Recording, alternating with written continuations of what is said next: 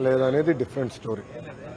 ప్రజలు ఒక పవిత్రమైన బాధ్యత మాకు ఇచ్చారు. దారి తప్పిన రాష్ట్రం సరైన దారిలో పెట్టారు. ఇప్పుడు గంజాయి విషయం తీసుకుందాం. తరాలే నాశనం అయిపోయింది. అది మనం కట్టడి చేయాలి.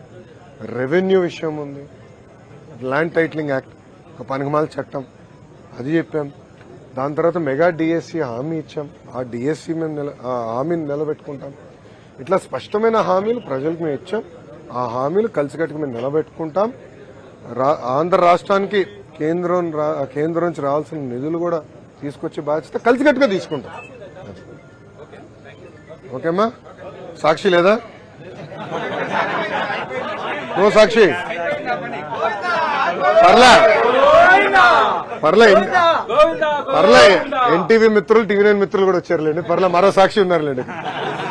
ఓకే గురుగారు, థ్యాంక్ యూ. ఉంటాను సార్. అందరు నమస్కారం.